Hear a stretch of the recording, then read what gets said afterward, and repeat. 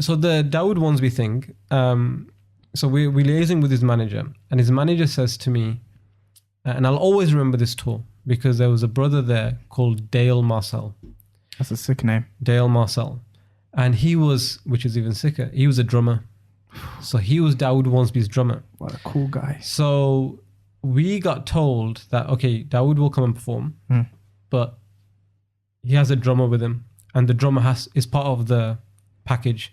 You don't get Dawud Wharnsby on his own, you get the drummer with him. And the drummer comes in one day before Dawud does. So I was like, okay, we'll put him up in a hotel. We're in Birmingham, right? And he's coming to Heathrow. So we'll put him up in a hotel somewhere around Heathrow. My sister lives in Slough.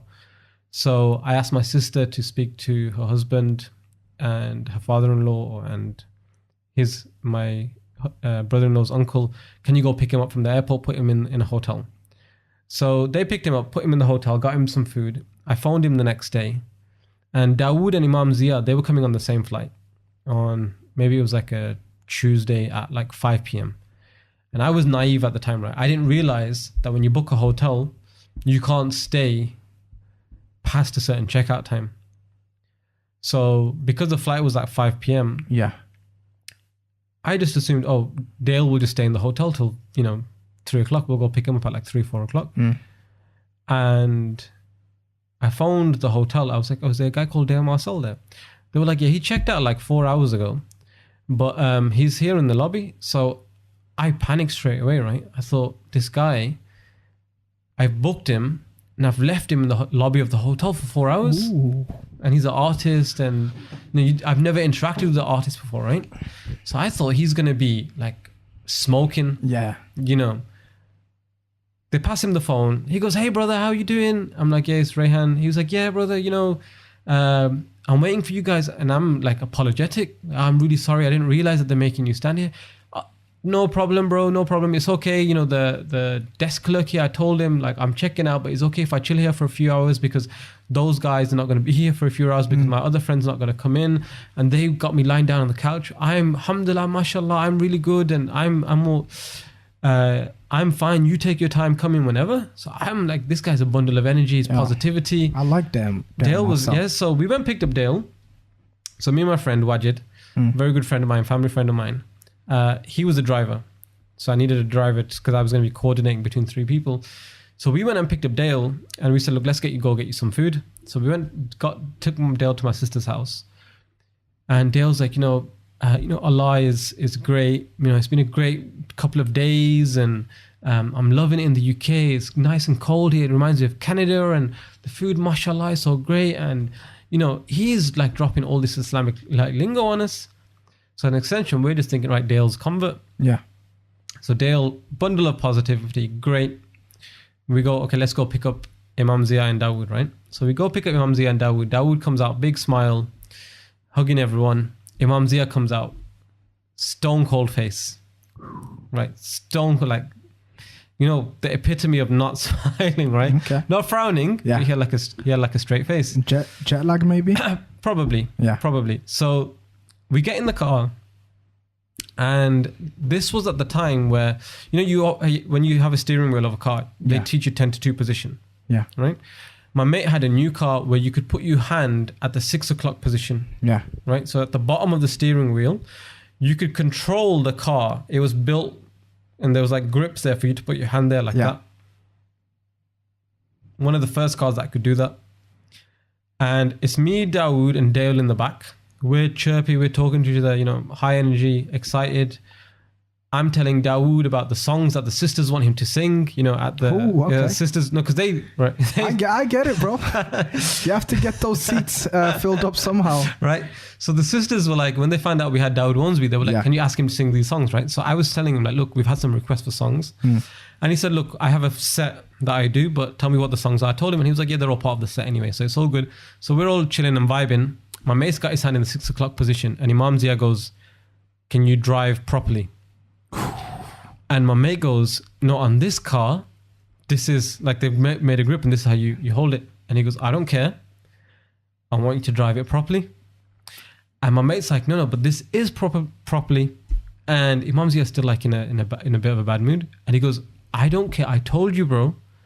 I want you to put your hands properly. And then my mate, you know, we're both like 19, 20, 21, something like that. So my mate goes, okay, I'll put my hands on the steering wheel, but I'm just going to let you know, like, that this car is built like this. Is a new thing. And Imam Zia's like, I don't care. Put your hands on there. So in the back, like me, Dawud and Dale are like tensed up, also like awkward, right? Everyone just stops talking. Did Dale soothe the mood in any way with his positivity? No, so like that at that point, like it was just like we went quiet, and Imam Zia goes to me, "Can I use your phone to call home?" And I said, "Fine." So I gave him my phone, and my mum at the time had made. I told my mum, "I'm bringing these guys over. My family's in Birmingham, so." I said, look, can you make a massive meal? You know, like it's Eid, rice, kebabs, the whole 9 yards, right? Like, you know, 3 different curries going on, you know, desserts, get the whole thing going. Because I'm going to bring 3 people over, 4 people, and we're going to have like a big feast in the house. So when these guys landed, we put them straight in the car and we started driving. So Mamzia grabs the phone and he phones his wife. So he told me, can I use your phone to phone home? So he phones, and his wife must have said to him, how's things? And he goes, oh, you know, I don't know what these guys are playing at. Firstly, I've got this guy putting his hand at the 6 o'clock position. Within hearing distance. Like we're in the... So my mate's next within to him. Earshot, that's crazy. Yeah. Okay. we're there. And me, Dawud and Dale are in the back. And he goes, and then these guys didn't even offer me any tea. I've got off the plane. They put me straight in the car. Now they're driving me. They're not telling me where we're going. He's in a bad mood, man. Like, and we were like, whoa. Stone cold awkward silence in the back, right? So he finishes the conversation, and I think he realized at that point that the awkwardness in the car, because Dawud and Dale, they're cool dudes, and they're happy to go with the flow, but because my mate Wajid had kind of been called out, and you know it was my thing for the tea, me and him were like really embarrassed and quiet about it.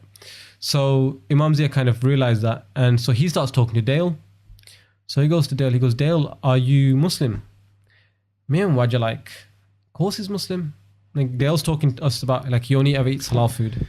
Yeah. Every second word is mashallah, alhamdulillah, Allah is great, praise be to Allah, all this kind of stuff. It's hard to question that guy. Right? It's Dale.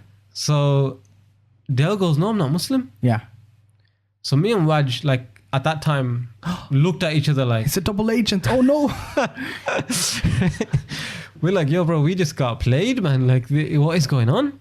Like because when we went to my sister's house, he was like, yeah, I'll make sure all my meat is halal and zabiha. I don't eat anything that's not halal. So he goes, no, I'm not. And Imam Zia goes, but you seem it. And he goes, yeah, you know, my kids, Dale said to Imam Zia, he goes, my kids call me a Fuzlim, a fake Muslim. Because he goes, I live according to Islam. I do everything according to, I don't drink. I only eat halal food. You know, he had all the sayings, alhamdulillah, mashallah. He knew all the prayers and everything. And he said, I pray. And he said, but I haven't taken that leap. Yeah. So Imam Zia then starts going into dawah mode and starts, going, Dale, you seem ready. Like, you need to do this. What if you pass? What if you die? And what if this is like the last journey that we go on? And Waj had like nasheeds on at the time in the car. Yeah. So there wasn't like complete silence because there was nasheeds in the car. He had a background soundtrack. Exactly, right? He had Britney Spears going on. Oh, okay. And so we had nasheeds on in the car. Yeah. And so Imam Zia was like going, giving him like, Dale, there's no time like present, if you're ready, like Islam is the right path for you to take. And Dale goes, I don't know if I can make that jump, right? And Imam Zia goes, it's very easy. All you have to say is, Ashhadu an la ilaha illallah wa ashhadu anna Muhammadan Rasulullah, right? And he goes, just do that. And then you're Muslim. It's very easy to do it. Yeah. And then Dale's like, I'm not sure. And then, he didn't say I'm not sure. He went quiet. And then the music is still playing. Now all of us are quiet. And then Dale says to Wajid, can you put the music down a little bit? And so Waj puts the music down, and Dale says, he goes, Imam Zia, what was that thing that you said that I need to repeat to become Muslim? Ooh. And at this stage, like we knew it's going on. Yo. Right? We knew that this is going to go down, right? And Dawud goes, are you sure? Because Dawud and Dale were friends. Like in Canada, Dawud knew that this was the journey that Dale was taking. And Dawud was like, are you sure that you want to do this? Because I know this is a big decision for you. Like, this is not a small thing. You've been waiting for months and years, like, you know, before. And all of a sudden, like, we're in the back of someone's car. Yeah. Dawud was playing the long game while Zia wanted to clinch it. He wanted Dawud with the alley-oop and Zia with the dunk. Okay. Slam dunk, right? But Dawood's like that kind of a guy. Yeah. Right? Like, he's the kind of guy like, whoa, I don't want to force you into doing anything. You know, do it on your own terms. And you know, he knew Dale's background, right? So he was saying, look, this is a big decision. And we're like in the back of a car driving on the motorway in England, out of all places, going to go eat food at someone's house. You know, but and he's like, is this I don't want to interrupt you, but it's just a joke in my mind where you know how he was driving before and how scared Zia was of that. If he'd let him continue drive like that, he would have enforced the da'wah with the threat of like dying because of his reckless driving. That would have been enforced. Yeah. In all fairness, he probably might have even said that right at the time. I just can't remember. It's many years ago, right? Like, I would say this was around about 2006. Yeah. So we're talking 12 years ago. No, 13 years ago, because we're in 2019 now. And so Dawood's like, are you sure? And he's like, no, you know what? He's right. You know, I've been, you know, wasting so much time and I just need to do it. So he repeats the Shahada after Imam Zia, and Imam Zia changed instantly. He became like, you know, all happy. And he goes, and he said straight up, he goes, guys, you know what? Before this, right, I was really moody and I was really angry. And now I don't care about anything, because now he's taking the Shahada. I feel like energized. I feel energetic.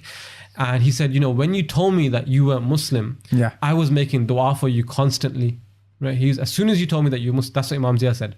Because I was making dua for you constantly. Like, oh Allah, you know, this guy's ready. Open his heart, make him Muslim, help him make that jump. And he said, all I did was help you facilitate that move. So proper emotional in the back of the car. Like, everyone's like, oh, he's Muslim. Everyone's smiling now. And the whole vibe of the journey changed. And Imam Zia was like, too bad. He was like, I don't care how you drive now, right? I'm happy. Keep the faith.